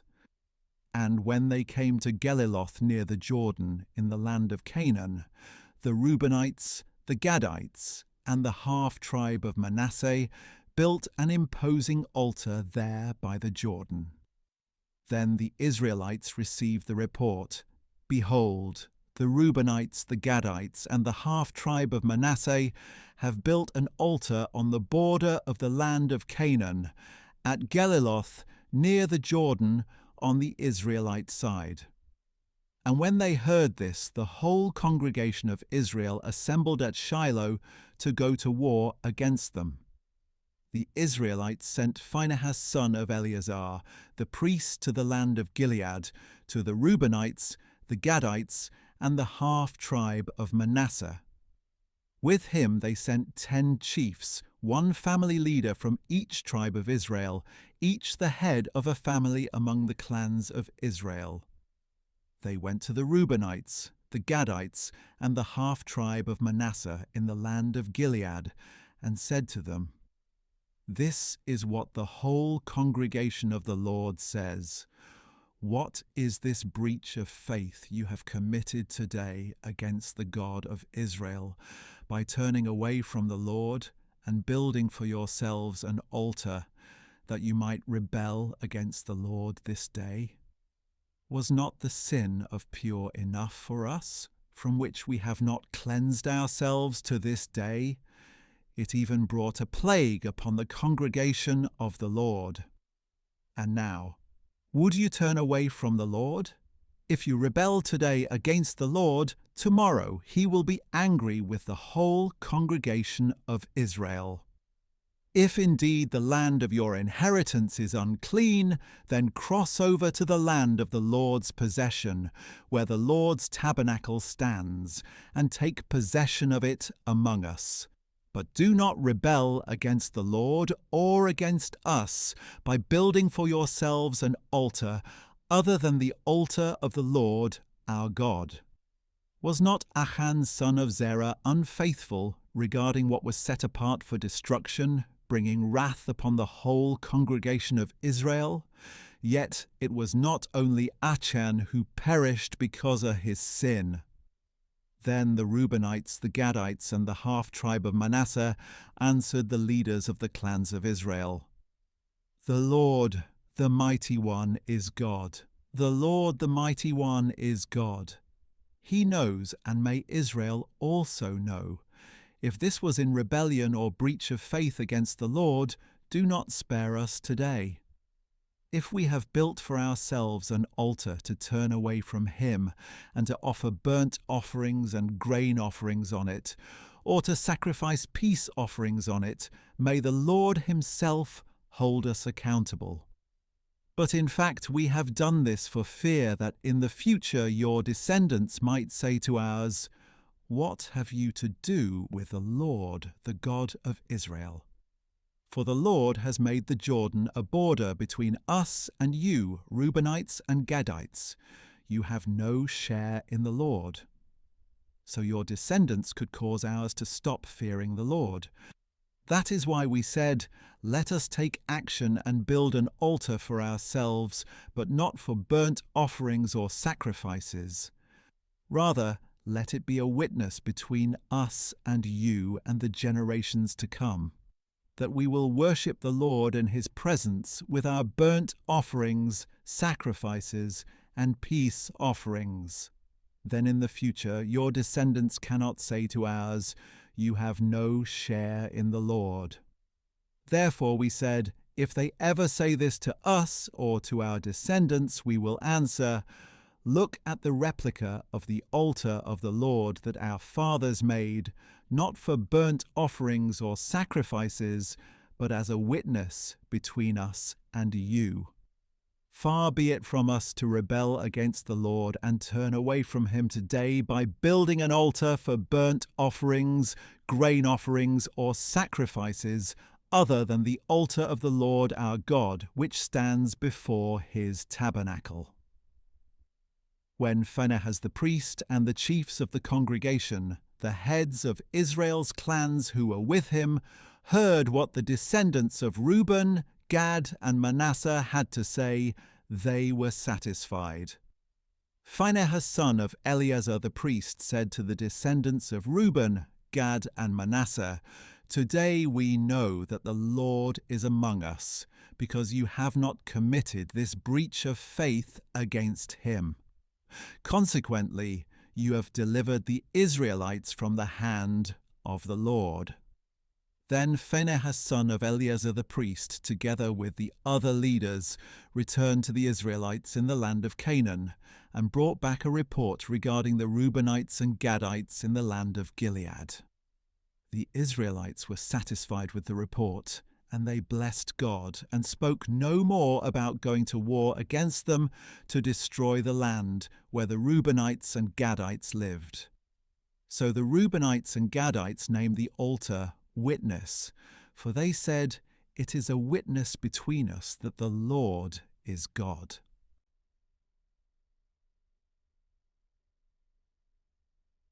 A long time after the Lord had given Israel rest from all the enemies around them, when Joshua was old and well along in years, he summoned all Israel, including its elders, leaders, judges, and officers. "I am old and well along in years," he said, "and you have seen everything that the Lord your God has done to all these nations for your sake, because it was the Lord your God who fought for you. See, I have allotted as an inheritance to your tribes these remaining nations, including all the nations I have already cut off, from the Jordan westward to the Great Sea. The Lord your God will push them out of your way and drive them out before you, so that you can take possession of their land, as the Lord your God promised you. Be very strong then, so that you can keep and obey all that is written in the book of the law of Moses, not turning aside from it to the right or to the left. So you are not to associate with these nations that remain among you. You must not call on the names of their gods or swear by them, and you must not serve them or bow down to them. Instead, you shall hold fast to the Lord your God, as you have done to this day. The Lord has driven out great and powerful nations before you, and to this day no one can stand against you. One of you can put 1,000 to flight, because the Lord your God fights for you, just as he promised. Therefore watch yourselves carefully, that you love the Lord your God. For if you turn away and cling to the rest of these nations that remain among you, and if you intermarry and associate with them, know for sure that the Lord your God will no longer drive out these nations before you.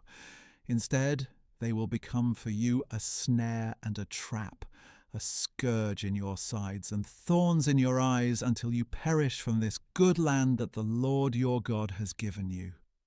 Now behold, today I am going the way of all the earth, and you know with all your heart and soul that not one of the good promises the Lord your God made to you has failed. Everything was fulfilled for you. Not one promise has failed. But just as every good thing the Lord your God promised you has come to pass, likewise the Lord will bring upon you the calamity he has threatened, until he has destroyed you from this good land he has given you. If you transgress the covenant of the Lord your God, which he commanded you, and go and serve other gods and bow down to them, then the anger of the Lord will burn against you, and you will quickly perish from this good land he has given you.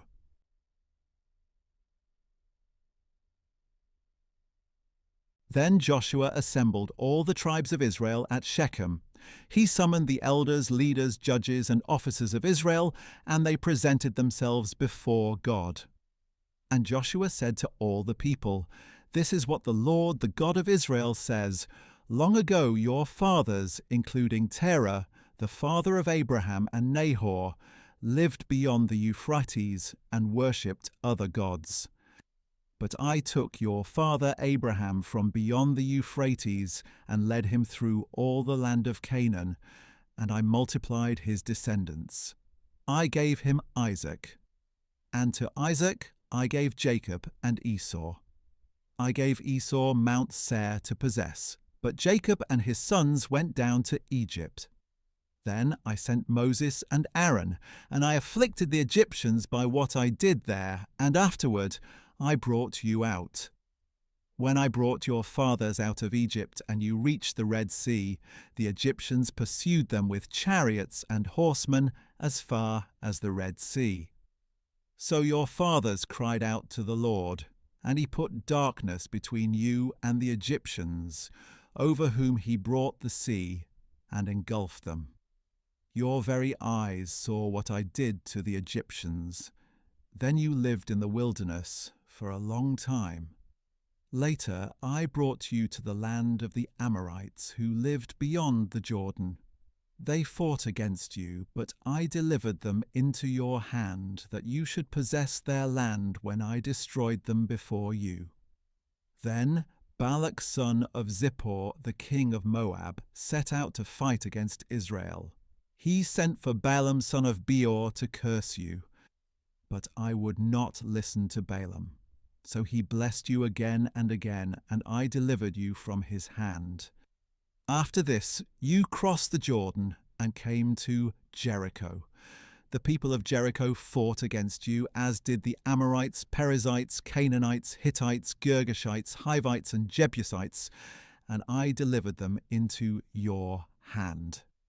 I sent the hornet ahead of you, and it drove out the 2 Amorite kings before you, but not by your own sword or bow. So I gave you a land on which you did not toil, and cities that you did not build, and now you live in them and eat from vineyards and olive groves that you did not plant. Now therefore fear the Lord, and serve him in sincerity and truth. Cast aside the gods your fathers served beyond the Euphrates and in Egypt, and serve the Lord. But if it is unpleasing in your sight to serve the Lord, then choose for yourselves this day whom you will serve, whether the gods your fathers served beyond the Euphrates, or the gods of the Amorites in whose land you are living. As for me and my house, we will serve the Lord." The people replied, "Far be it from us to forsake the Lord to serve other gods. For the Lord our God brought us and our fathers out of the land of Egypt, out of the house of slavery, and performed these great signs before our eyes. He also protected us throughout our journey and among all the nations through which we travelled. And the Lord drove out before us all the nations, including the Amorites who lived in the land. We too will serve the Lord, because he is our God." But Joshua said to the people, "You are not able to serve the Lord, for he is a holy God. He is a jealous God. He will not forgive your rebellion or your sins. If you forsake the Lord and serve foreign gods, he will turn and bring disaster on you and consume you, even after he has been good to you." "No," replied the people, "we will serve the Lord." Then Joshua told them, "You are witnesses against yourselves that you have chosen to serve the Lord." "We are witnesses," they said. Now, therefore, he said, get rid of the foreign gods among you and incline your hearts to the Lord, the God of Israel. So the people said to Joshua, we will serve the Lord our God and obey his voice. On that day Joshua made a covenant for the people, and there at Shechem he established for them a statute and ordinance. Joshua recorded these things in the book of the law of God. Then he took a large stone and set it up there under the oak that was near the sanctuary of the Lord. And Joshua said to all the people, you see this stone. It will be a witness against us, for it has heard all the words the Lord has spoken to us, and it will be a witness against you if you ever deny your God. Then Joshua sent the people away, each to his own inheritance. Some time later, Joshua, son of Nun, the servant of the Lord, died at the age of 110. And they buried him in the land of his inheritance at Timnath-Serah in the hill country of Ephraim, north of Mount Gash. Israel had served the Lord throughout the days of Joshua and of the elders who outlived him and who had experienced all the works that the Lord had done for Israel. And the bones of Joseph, which the Israelites had brought up out of Egypt, were buried at Shechem in the plot of land that Jacob had purchased from the sons of Hamor, Shechem's father, for 100 pieces of silver. So it became an inheritance for Joseph's descendants. Eleazar, son of Aaron, also died, and they buried him at Gibeah, which had been given to his son Phinehas in the hill country of Ephraim.